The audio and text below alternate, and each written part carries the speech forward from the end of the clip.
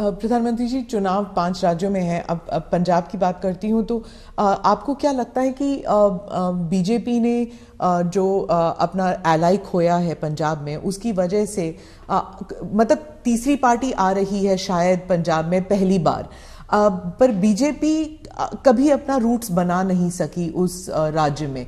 क्या आप इसको एक राजनीतिक विफलता मानते हैं? मैं समझता हूं कि मेरी पार्टी के जो वरिष्ठ नेताओं ने उस समय जो नीतियां बनाई, जो रणनीतियां बनाई, वो उस समय के लिए बहुत अनिवार्य थी और उसके कारण पंजाब की एकता, पंजाब के अंदर फिर से एक बार शांति का माहौल बने, पंजाब खून खराबे से बाहर निकले। और मैं मानता हूं कि भारतीय जनता पार्टी ने अपने राजनीतिक स्वार्थ के बजाय पंजाब का हित सुप्रीम माना और उसने राजनीतिक जो भी कॉम्प्रोमाइज करने की आवश्यकता थी किया। वो बहुत जरूरी था, इसलिए किया। हम पंजाब को खून खराबे से बाहर निकालना चाहते थे, हम पंजाब को शांति देना चाहते थे और उसके लिए अगर बीजेपी का नुकसान होता है तो होने देंगे, ये हमने होने दिया। बीजेपी तब भी पनप सकती थी, लेकिन हमारे लिए जरूरी था कि हम उस रास्ते पर चले जिसके कारण हम यहाँ पर सुख शांति का माहौल बनाने में हम बहुत बड़ा पॉजिटिव योगदान दे सके, और वो हमने किया और पंजाब को बाहर निकालना भी उस संकट से बाहर आए। जहां तक राजनीति का सवाल है, आज भारतीय जनता पार्टी सबसे अधिक विश्वसनीय पार्टी के रूप में पंजाब में उभरी है। आपने देखा होगा, बहुत बड़े वरिष्ठ लोग, समाज जीवन के वरिष्ठ लोग, जिनका राजनीति से लेना देना नहीं थे, वैसे बहुत बड़ी मात्रा में पिछले दिनों भारतीय जनता पार्टी ज्वाइन किया है। फिर जो राजनीति के बहुत बड़े महारथी हैं, ऐसे लोगों ने भी अपने पुराने दल छोड़ करके भारतीय जनता पार्टी टिकट दे या ना दे, लेकिन भारतीय जनता पार्टी पंजाब के स्थिरता के लिए, पंजाब के विकास के लिए, पंजाब की शांति के लिए बहुत जरूरी है और इसलिए पंजाब में भारतीय जनता पार्टी का शासन बनना चाहिए। आज पंजाब से आवाज उठी है और इसलिए है हम आगे बढ़े हैं। आज 2 दल भारतीय जनता पार्टी के साथ जुड़ गए हैं। कैप्टन साहब और ढींडसा साहब बहुत पुराने लोग हैं जो राजनीति के वहां महारथी रहे, 3-3 दशक तक, जिन्होंने वहां की राजनीति को दिशा दी है।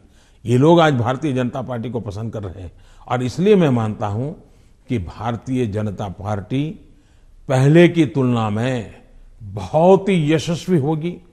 पंजाब के लोगों के जो एस्पिरेशंस, कई कारणों से हमने भी शायद कॉम्प्रोमाइज कर करके अपनी पार्टी का नुकसान किया, हो सकता है कुछ लोगों का भी हुआ होगा, लेकिन अब जब हम खुल करके आए हैं तो उनका भी हौसला बुलंद हो गया। जो लोग दबे हुए रहे थे वो भी खुल करके हमारे साथ आए हैं।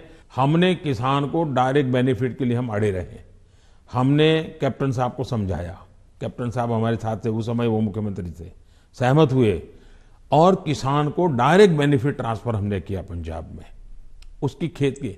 तो मैं 1000 से ज्यादा वीडियो निकली है, 1000 से ज्यादा सोशल मीडिया में, 1-1 मिनट की वीडियो में देख रहा था, मैंने भी कभी 10-12 तो देखी होगी।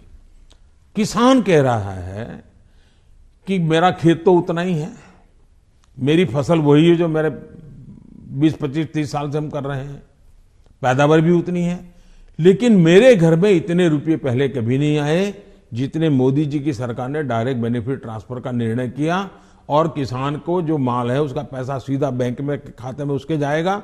तो सारे बिचौलिए गए, कट जो होता था वो गया और मुझे मेरा पूरा पैसा मिला। ये छोटा किसान आज भारतीय जनता पार्टी का जय जयकार कर रहा है।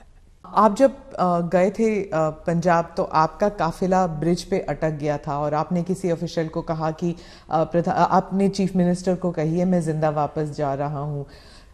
बहुत सारी इन्वेस्टिगेशन भी चल रही है सिक्योरिटी को लेकर, लेकिन उस वक्त आपको कैसे महसूस हुआ था, क्योंकि आप पंजाब से पता नहीं कब से जुड़े हुए हैं?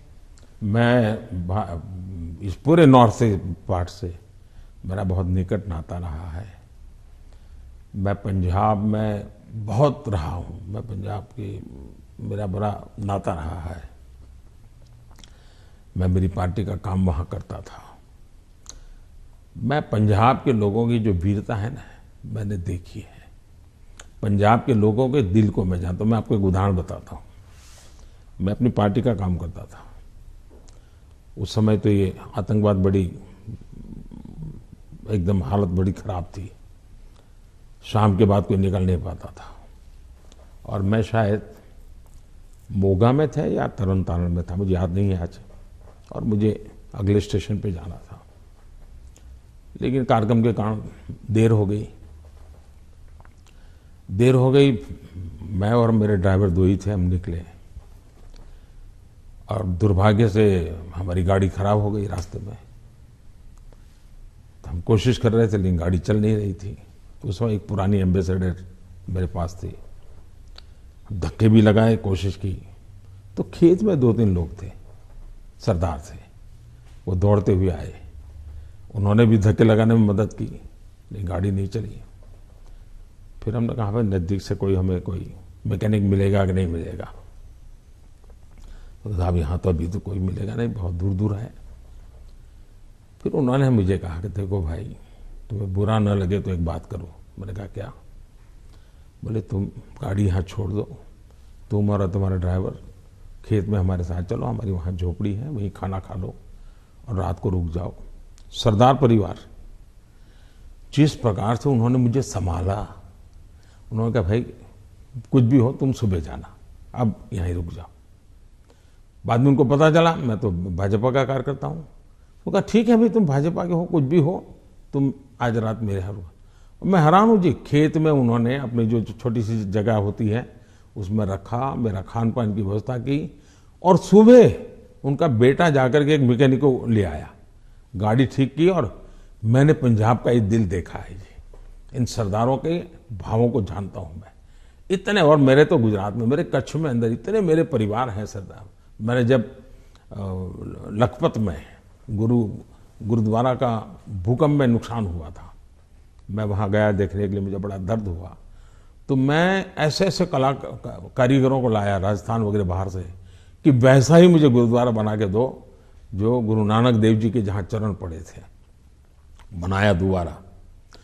आज कच्छ के अंदर जो हमारे सरदार परिवार है, बहुत बड़ी मात्रा में है, खेती करते हैं। जब वो इसका बात का वर्णन, उनकी आंखों में से आंसू आ जाता है जी। और मैं अभी कुछ दिन पहले भी एक वर्चुअल मीटिंग में मैंने उस गुरुद्वारा में सबसे बात की, मेरा इतना लगाव रहा है जी। आपने देखा होगा, एक किताब है पढ़ने जैसी है सरकार की, शायद अंग्रेजों के जमाने में जी भी सिख कौम के लिए नहीं हुआ है। अंग्रेजों के जमाने में, कांग्रेस के जमाने में तो हुआ ही नहीं है। ऐसे अनेक काम मैंने देश के कल्याण के लिए, हमारे सिख भाइयों की वीरता का सम्मान करने के लिए किए हैं। और मुझे गर्व है, चुनाव की जगह पर है, लेकिन मैं मानता हूं ये मेरे देश के वीर जवान है, मेरे देश के सच्चे किसान हैं, उनके कल्याण के लिए मैं जितना कर सकूंगा मैं करता रहूंगा। तो क्या उस दिन आपको ऐसे लगा कि ये राजनीतिक आंदोलन था इसलिए ऐसे हुआ? ऐसा है कि इस विषय में मैंने पूरी तरह मौन रखा हुआ है, क्योंकि सुप्रीम कोर्ट स्वयं इसको गंभीरतापूर्वक इस बात को देख रही है। मेरा कोई भी वाक्य पूरी जो चल रहा है उस पर प्रभाव पैदा करे यह उचित नहीं है। जो भी है सुप्रीम कोर्ट के द्वारा जांच कमेटी निकालेगी, जो सत्य होगा देश के सामने आएगा, और हमें तब तक इंतजार करना चाहिए।